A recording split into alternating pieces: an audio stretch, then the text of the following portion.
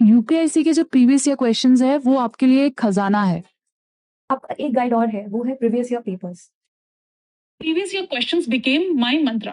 Like I am reading preamble, I need to see previous year question, not just of prelims, but also of mains. Because in mains at time the dimensions they cover become a question for prelims in the upcoming years. That is what I've observed. तो लगभग सारे ही toppers PYQs को बहुत ज़्यादा focus करने के लिए कहते हैं and that's exactly why we have designed complete set of active PYQ notes from GS1 to GS4, जिसको आगे हम डिटेल में डिस्कस करेंगे। उससे पहले आप ये समझ लो, आपको सब्जेक्ट वाइज बुकलेट्स मिलेंगी। फॉर एग्जाम्पल GS1 की बात करें तो ये कुछ बुकलेट्स आपको मिलेंगी उसके अंदर। इसी तरह GS2 है, उसकी कुछ बुकलेट्स हैं। फिर GS3 है, उसकी कुछ बुकलेट्स हैं and then we have GS4 और उसकी कुछ बुकलेट्स आपको देखने को मिलेंगी। अब इन बुकलेट्स में होगा क्या, क्या इसका स्ट्रक्चर होने वाला है, नोट्स कैसे होंगे, वो सारी चीज़ें हम कवर कर लेते हैं। यहाँ पे आप देख रहे हो कुछ कॉमन क्वेश्चंस हैं जो कैंडिडेट्स ने पूछे हैं, तो पहले उनको कवर कर लेते हैं। सबसे पहले तो structure of active PYQ notes पे बात करनी है, इसको हम आगे डिटेल में डिस्कस करेंगे, तो इसको अभी के लिए रहने देते हैं और क्वेश्चंस को देख लेते हैं। पहला क्वेश्चन दिख रहा है, how are the different from other PYQs materials. देखो, और जो पीवाईक्यू मटेरियल्स आपको दिखते हैं मार्केट में, मोस्टली क्वेश्चन बैंक है, कुछ आपको मॉडल आंसर्स दिख जाएंगे, लेकिन अगर नोट्स की बात करूँ तो नोट्स आपको नहीं दिखेंगे। हाँ, कुछ कुछ कोचिंग्स ने अब ट्राई किया है कि क्वेश्चंस को थीमेटिक बेसिस पे अरेंज कर दें और फिर उनके मॉडल आंसर आपको दे दे, या तो फिर क्वेश्चन बैंक बना के आपको दे दे, लेकिन नोट्स जो है वो आपको देखने को नहीं मिलते। ये सबसे मेजर डिफरेंस है। आप एक सिंगल क्वेश्चन पे कुछ मॉडल आंसर बना दोगे वो अलग चीज़ है। आप किसी एक टॉपिक को पकड़ के पीवाईक्यू से उसकी मैपिंग करके और फिर उसके ऊपर अलग अलग डायमेंशंस बना के उसमें रेडी टू यूज पॉइंट्स अगर मेंशन कर रहे हो जो कि आगे भी आप यूज कर सको, वैसे नोट्स अभी प्रेजेंट में अवेलेबल नहीं है। और एग्जैक्टली वही गैप हम इससे फिल कर रहे हैं कि वो जो हैंड रिटन नोट्स आपके होते हैं, जो रेडी टू यूज पॉइंट्स आप अपने नोट्स में लाते हो, वो हमारे एंड से हो जाए और आप सिर्फ और सिर्फ रिटेंशन पे फोकस करो। तो इस तरीके से डिफरेंट है। आपको डायमेंशंस दिखेंगी, टॉपिक्स पीवाईक्यूज से मैप किए गए, उसकी मल्टीपल डायमेंशंस आपको दिखेंगी। फॉर एग्जाम्पल, ग्लोबलाइजेशन एक टॉपिक है, उस पर अगर आप क्वेश्चन का ट्रेंड देखोगे तो एक टाइम पे ग्लोबलाइजेशन और वुमेन्स को रिलेट करके क्वेश्चन पूछे जाते थे। फिर वो थोड़ा ट्रेंड चेंज हुआ, ग्लोबलाइजेशन और लोकलाइजेशन को मिक्स करके पूछा जाने लगा। फिर इसी तरह अर्बनाइजेशन वगैरह को मिक्स किया गया उसके साथ। प्रेजेंट में अगर आप देखोगे तो ग्लोबलाइजेशन कैसे शेप कर रहा है कल्चर्स को, वैसे क्वेश्चन भी पूछे जा रहे हैं। उसमें फिर चाइल्ड कडलिंग का एक क्वेश्चन कह लो पिछले ईयर्स में देखने को मिला, मैरिज से रिलेटेड एक क्वेश्चन देखने को मिला सोसाइटी के पार्ट पे। तो ग्लोबलाइजेशन सेंट्रल थीम है, लेकिन उसके सराउंडिंग में ये सारी डायमेंशंस पूछी जा रही है। तो डायमेंशंस कैसे फिक्स करोगे आप, पीवाईक्यूज को देख के फिक्स करोगे। अगर आप मॉडल आंसर सिर्फ देख लो तो ये सारी चीज़ें आप मिस कर सकते हो, लेकिन अगर आपके पास एक स्ट्रक्चर्ड नोट्स होंगे तो आप एक सिंगल टॉपिक पढ़ के भी इन सारे क्वेश्चन को आंसर कर सकते हो। तो इस तरीके से डिफरेंट है हमारे पीवाईक्यू नोट्स। ये क्वेश्चन बैंक नहीं है, इसके अंदर क्वेश्चन इंक्लूडेड है, लेकिन सिर्फ क्वेश्चन इसके अंदर आपको नहीं दिखेंगे, सिर्फ मॉडल आंसर नहीं दिखेगा। ऐसे रेडी टू यूज नोट्स है जो डायरेक्टली आप लिख सकते हो। और इसके अलावा एक्टिव स्पेस है, उसको आगे हम डिस्कस करेंगे, वो थोड़ा सा एक यूनिक चीज़ हमने ट्राई की है। इसके बाद कुछ लोगों का क्वेश्चन है कि पीवाईक्यूज डिकोडिंग क्या है। इसके पहले जो मैंने आपको बताया कि कैसे वो ग्लोबलाइजेशन वाला क्वेश्चन था और उसके सराउंडिंग में थीम्स आपको दिख रही है, डायमेंशंस दिख रही है, वही पीवाईक्यूज डिकोडिंग है। आप इसी तरीके से उसको डिकोड करते हो, एक एक एलिमेंट को देखते हो, डायमेंशंस को देखते हो और उस पर फिर नोट्स बनाते हो। तो ये पीवाईक्यूज डिकोडिंग है, इस तरीके से डिकोड करके हमने नोट्स फ्रेम किए हैं। फिर कुछ लोगों का क्वेश्चन है कि क्या इंटायर सिलेबस कवर है इसमें। देखो, यूपीएससी मेंस में पूरा सिलेबस कवर कर पाना बहुत मुश्किल है और एक ऐसा थॉट है, एक ऐसा आइडिया है जो नियर इम्पॉसिबल कह सकते हो जिसको। तो इंटायर सिलेबस तो नहीं कहूंगा मैं, लेकिन 70 to 75% जो है इजीली आप कह सकते हो कि इसके अंदर कवर है। बाकी जो 20-25% एरिया रह जा रहा है वो कैसे कवर होगा वो आगे मैं आपको बताता हूँ। फिर उसके बाद क्वेश्चन है कि कितने सालों के पीवाईक्यूज कवर्ड है। 2013 से लेके आगे के सारे पीवाईक्यूज कवर्ड है और आगे आने वाले टाइम में जितने भी पीवाईक्यूज होंगे वो भी इसमें कवर किए जाएंगे। तो वो रेगुलर अपडेट्स भी आपको देखने को मिलेंगी। इसके बाद कुछ लोगों का डाउट है कि क्या हार्ड कॉपी भी मिलेगी इसकी। देखो, प्रेजेंट में हम हार्ड कॉपी तो आपको प्रोवाइड नहीं कर सकते, कुछ लिमिटेशंस है हमारी, लेकिन हाँ सॉफ्ट कॉपी मिलेगी और ये सॉफ्ट कॉपी जो है वो प्रिंट फ्रेंडली है, तो आप प्रिंट आउट लेके उसको यूज़ कर सकते हो हार्ड कॉपी की तरह। बाकी अगर किसी को डिजिटल नोट्स लेने हैं तो उसके लिए तो खैर सॉफ्ट कॉपी अवेलेबल है। फिर कुछ हिंदी मीडियम के कैंडिडेट्स थे और वो परेशान थे कि हिंदी में ऐसे नोट्स अवेलेबल नहीं होते, अच्छे नोट्स अवेलेबल नहीं है, अच्छा कंटेंट अवेलेबल नहीं है। तो ये जो नोट्स आप देख रहे हो ये हिंदी मीडियम में भी अवेलेबल है, तो हिंदी में भी आपको ये देखने को मिलेगा। इसके बाद कुछ डाउट था कि क्या ये नोट्स अपडेट होंगे। तो डेफिनेटली ये नोट्स अपडेट होंगे, रेगुलर अपडेट्स आपको दिखेंगी और उसमें अपडेट्स कैसे होंगी वो मैं आपको समझा देता हूँ। तो जैसे अगर हम बात करें साइंस एंड टेक की, करंट ओरिएंटेड सब्जेक्ट है और प्री से बहुत ज़्यादा इंस्पायर्ड क्वेश्चन होते हैं। हमने देखा है कि डायरेक्ट प्री के टॉपिक से ही क्वेश्चन पूछ लिया गया मेंस में। तो जो साइंस एंड टेक वाला पार्ट है वो जो भी अपडेट्स होंगी वो प्री एग्जाम के होने के बाद मिलेंगी आपको। इसी तरीके से जैसे इकोनॉमी में कुछ पार्ट हो गया, और भी सब्जेक्ट्स एग्रीकल्चर में है, इंडस्ट्रीज में है, तो वहाँ से जो रिलेटेड अपडेट्स हैं, वहाँ से जो करंट ओरिएंटेड टॉपिक्स हैं, वो आपको प्री के बाद देखने को मिलेंगे, क्योंकि तब तक हमारे पास सारे टॉपिक्स की लिस्ट आ जाएगी, जिसमें से हम डिसाइड कर सकते हैं कि कौन से टॉपिक्स ज़्यादा इंपॉर्टेंट है, कौन से कम इंपॉर्टेंट है, और फिर उसके बेसिस पे हम नोट्स को फ्रेम करेंगे। क्योंकि यहाँ पे फिर डायरेक्ट पीवाईक्यूज का इन्वॉल्वमेंट नहीं होगा, हम सिमिलर टाइप के क्वेश्चन से रिलेट करेंगे टॉपिक्स को, और फिर वो आपको देखने को मिलेगा, लेकिन वो प्री के बाद आपको देखने को मिलेगा, क्योंकि तब तक सारी जो न्यूज़ है वो आपको कंपाइल होती हुई दिख जाएंगी, और उसमें से फिर हम मैप करके प्री के जस्ट बाद उसको लॉन्च करेंगे। तो हाँ, इसमें रेगुलर अपडेट्स मिलेंगी। इसके अलावा मोस्ट प्रोबेबल क्वेश्चंस भी आपको देखने को मिलेंगे फॉर मेंस 2026। ये चीज़ हमने ट्राई की थी लास्ट ईयर 2025 के लिए, जिसमें हमने एआई प्रेडिक्शंस का यूज़ किया था, और कुछ प्रेडिक्शंस बहुत अच्छी हुई थी। इनफैक्ट 75% के आसपास क्वेश्चन डायरेक्ट पूछे गए, और वो वीडियोस अवेलेबल है चैनल पे, आप देख सकते हो। 26 के लिए प्लान है कि उसको और बेहतर तरीके से एनालाइज करके, एआई का बेहतर यूज़ करके हम मोस्ट प्रोबेबल क्वेश्चंस को भी प्रेडिक्ट करने की कोशिश करें। तो ये भी अपडेट्स में आपको दिखेंगे। इसके अलावा कुछ क्वेश्चन है कि कितने पेजेस हैं रफली। तो जीएस 1 अगर टोटल सब्जेक्ट की बात करोगे आप, तो रफली 500 पेजेस के आसपास आपको ये नोट्स दिखेंगे। इसी तरह फिर और भी रिस्पेक्टिव सब्जेक्ट्स के आपको दिखेंगे 500-600 पेजेस के आसपास। इसके बाद कुछ लोगों का क्वेश्चन था, प्रीलिम्स के पीवाईक्यूज कवर्ड है या नहीं। तो देखो, प्रेजेंट में कवर्ड नहीं है। जो करंट ओरिएंटेड टॉपिक्स है, जैसे साइंस एंड टेक, वो प्री से बहुत ज़्यादा इंस्पायर्ड होता है, तो वहाँ पे उस साल के प्री के क्वेश्चन पेपर से आपको टॉपिक्स दिखेंगे, जो कि प्री के होने के बाद ही दिख सकता है आपको, पहले से करके मतलब नहीं है। क्योंकि जनरली हमने देखा है कि जिस साल प्री का पेपर है वही रिपीट होता है, यानी कि वही क्वेश्चन पूछा जाता है। तो हम 26 के ही प्री के बाद इसको कवर करेंगे। तो हाँ, आगे चल के ये कवर होगा, लेकिन उतना ही कवर होगा जितना रिक्वायर्ड है, क्योंकि बाकी सब्जेक्ट्स में प्री का बहुत ज़्यादा रिलेशन है नहीं। हाँ, मेंस की डायमेंशन से ज़रूर क्वेश्चन आते हैं प्री में, तो वो तो खैर हमने यहाँ पे कवर किया ही है। तो ये कुछ कॉमन क्वेश्चंस थे। इसके अलावा एक आंसर राइटिंग बंडल आपको दिखेगा, जो प्रेजेंट में आंसर राइटिंग बंडल है उसका अपडेटेड वर्जन होगा, और ये जो सारे आपको नोट्स के फॉर्म में पीवाईक्यूज दिख रहे हैं, उन सारे पीवाईक्यूज को हम फ्रेमवर्क के बेसिस पे डिज़ाइन करेंगे। डायरेक्ट आप उसमें इनपुट डालो, हर एक स्टेप के लिए डायरेक्शन दी गई होंगी फ्रेमवर्क के अकॉर्डिंग, और वो फिल करते जाओ, आपकी प्रैक्टिस होते जाएगी, और फिर आप उसको ट्रांसफर कर लो अपने रियल आंसर में।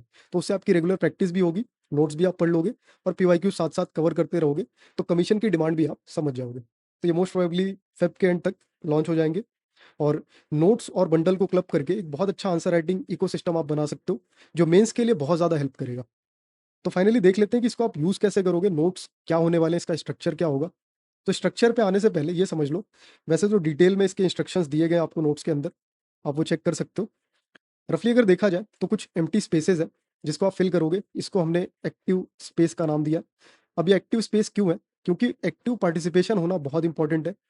होता क्या है कि आप कोचिंग के नोट्स लाओगे, उसको पढ़ोगे, आपका इन्वॉल्वमेंट बहुत ज़्यादा होता नहीं, तो ना तो वो नोट्स आपके खुद के हो पाते हैं, क्योंकि फिर वो कोचिंग के नोट्स लगते हैं आपको, और ना ही आप उसको फिर बार बार रिवाइज करते हो। लेकिन यहाँ पे जब आप फिल करते हो उन एम्प्टी स्पेसेस को, जब एक्टिव नोट्स की स्पेस को यूज़ करके कुछ वैल्यू एडिशन करते हो, तो आपको पता है कि ये नोट्स अब आपके हो चुके हैं, और आप इसको बार बार अब रिवाइज करोगे। इसके बाद फिर प्रैक्टिस करोगे आप पीवाईक्यू से, ये फिल करने के बाद जब आपके नोट्स कंप्लीट हो गए, फिर लेयर्स में रिवीजन होगा, और इसको आप एग्जाम ओरिएंटेड रखते हो। लेयर्स में रिवीजन कैसे होगा वो समझ लो।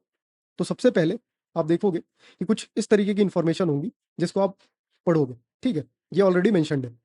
यहाँ पे सेकंड लेयर में ये आपने किया हुआ है, ये एक्टिव नोट्स आपके हैं, आपने इसको लिखा है, फिर आप इसको पढ़ोगे, और फिर यहाँ पे तीसरी लेयर में हो सकता है कि आप कुछ वैल्यू एडिशन कर दो इन स्पेस में, उसको आप बाद में पढ़ोगे, और ये 3 लेयर में आप इन नोट्स को रिवाइज करोगे। तो रिवीजन बहुत स्मूथ होगा, और लगभग सारी चीज़ें आप कवर कर लोगे।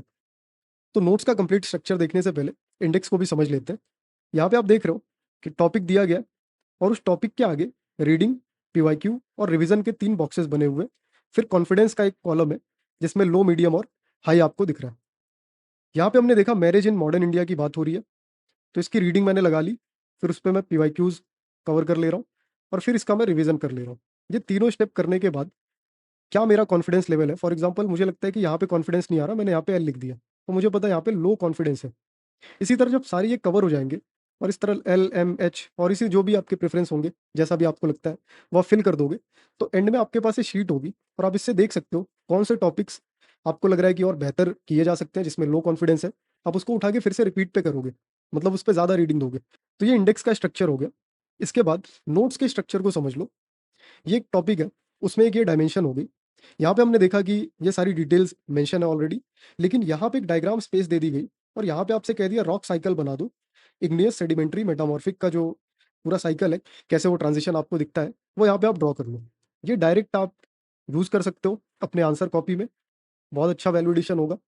और उससे भी इम्पोर्टेंट, आप इसको ड्रॉ करोगे तो अंडरस्टैंडिंग आपकी बहुत अच्छी हो जाएगी, तो उसके लिए भी ये हेल्प करेगा आपको।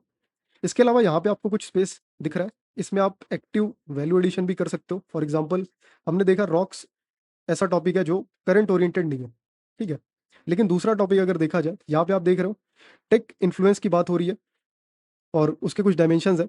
यहाँ पे आपको पता है कि कुछ रिपोर्ट्स आ सकती हैं, कुछ डेटा आपको देखने को मिल सकता है, तो रिपोर्ट्स और डेटा आप यहाँ पे ऐड कर सकते हो जो भी टॉपिक होगा उसके अकॉर्डिंग। यहाँ पे एक मैप आपको दिख रहा है जिसमें नॉर्थ साउथ का डिवाइड दिखाया गया है कि आईटी सेक्टर के हब्स जो है वो साउथ में ज़्यादा है, ईस्ट में बिल्कुल भी नहीं है और नॉर्थ में बहुत कम है।